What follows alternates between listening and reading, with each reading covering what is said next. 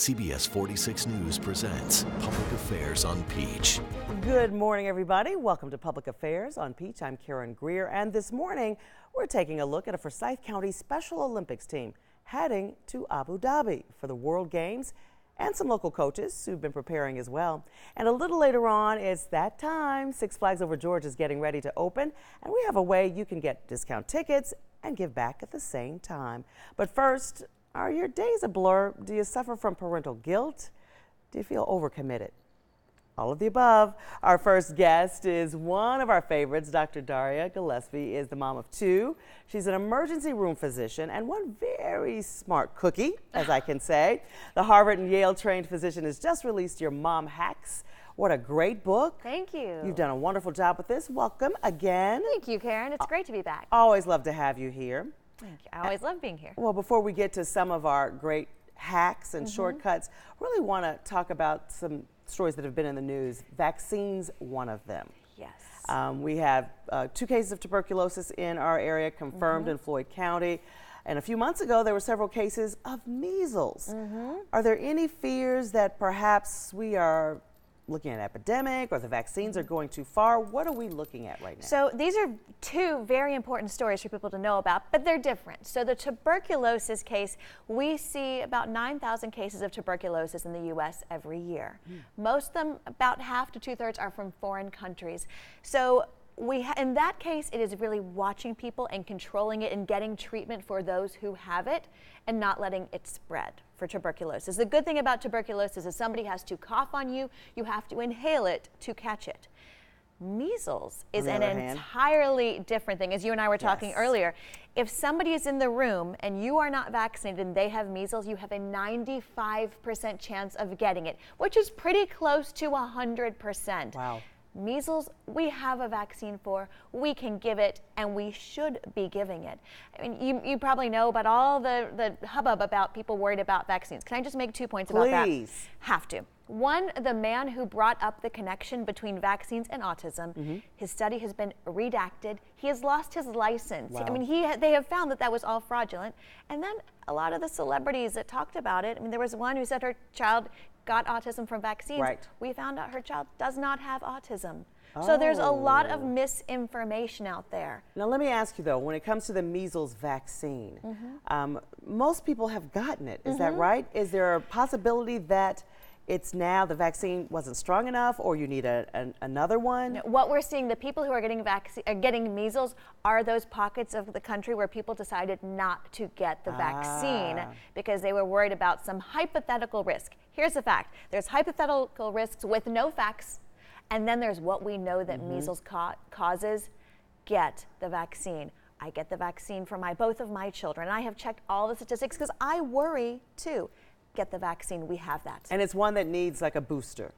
Yeah, and there's just like everything, there's a whole schedule for many other vaccines. You get it combined with other infections, other diseases. So just follow the schedule from your pediatrician. It is there for a reason. We don't want measles coming back. It's scary. It is very frightening. And for people don't probably know, you usually in the United States don't get vaccinated for tuberculosis. Right, exactly, you don't. Versus measles is something that's on the regular schedule. And when I was in medical school, we thought, we don't need to worry about measles. It's been eradicated, polio, measles. Now we're seeing people who aren't getting vaccinated, and all of a sudden, these diseases are coming back.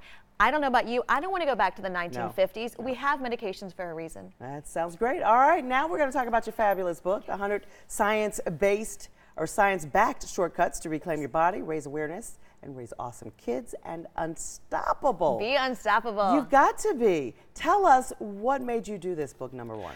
I wrote this book because as an ER doctor, I always felt that no matter what comes in those ER doors, that I can handle it and that I've got this.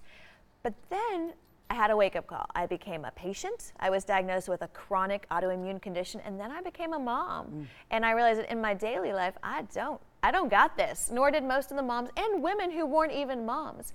So I decided to say, what do I know? How can I take that mentality from the ER and everything I've learned to create really easy systems for everybody to take just a couple minutes out of their day and make big changes and get that "I've got this" feeling again. Every time I talk to you, I think I'm talking to you about diets. Well, and there's not a one diet fits all, I think you talk about. You need to find out what's right for you. Yes, but that said, there are some rules and some things that I like. I mean, there's all these trendy diets, and people ask me all the time. I didn't want to put a diet in the book, but then I kept getting asked about it. So I finally said, I'd rather people get the information from me that I know is true versus get it from who knows where.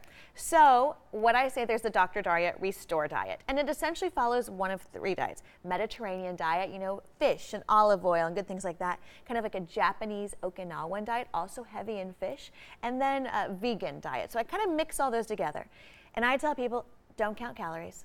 Don't count carbs. Don't count anything. I love that. Because, I mean, that's stressful. Who wants to do that? And we know that it makes it more stressful. I just want your plate, if it's a snack or a plate or any dinner, 60% of it is produce, 30% is protein, 10% is good fat.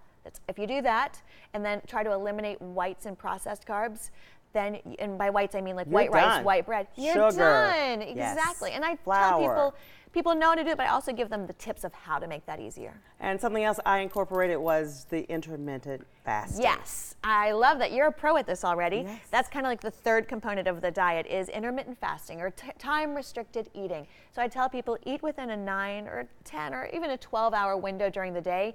Outside of that, you want just water and coffee. And studies have shown that when you do that, even if you're not counting your calories, people lose weight. So, and they sleep better. So like double amen. Exercise, something people don't want to have to do, but it always helps. Yes, absolutely. And again, I don't want people forcing themselves to exercise. I am not going to tell you, go run a 5K if you hate running, because you may do it for me for like 2 weeks, but then you'll stop. So I talk about trying to get some easy ways to make the exercise fun and find things. I just want people to move. Right. Doesn't have to be anything big. No, Just it doesn't. It does not have to be anything fancy. What's your why?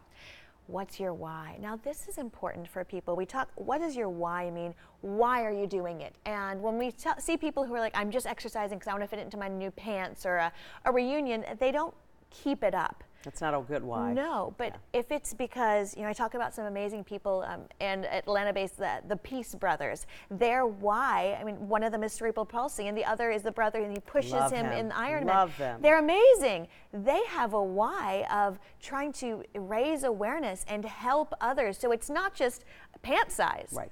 And the same thing for me, like my why is I have arthritis. I know that and it's an autoimmune arthritis, if I'm eating high sugar, my arthritis gets worse, I cannot play with my children. So for me, it's a lot easier when you just link it to something you love, like your children or energy or being around for your grandkids, then saying no to that donut isn't just about your genes, it's about your family. I offered her a donut before the show. She said no. And you know what? The reason I had to put all these sugar things is I love sugar. Yeah, so I don't want people to think, oh, it's just so easy for her. She doesn't. Not. I used to, in the middle of an ER shift, whip open my bag of like Skittles or something right in the middle of the shift. Such a bad habit I had. And so I had to really break it, which is why there's so much on sugar and how I did it in the book. I love it. Okay, Dr. Daria, don't go anywhere. We want them to get another cup of juice, coffee, tea, whatever it is. When we come back, we're going to delve a little water, a little deeper with Dr. Daria about how you can troubleshoot your sleeping problems. Public Affairs on Peach will be right back.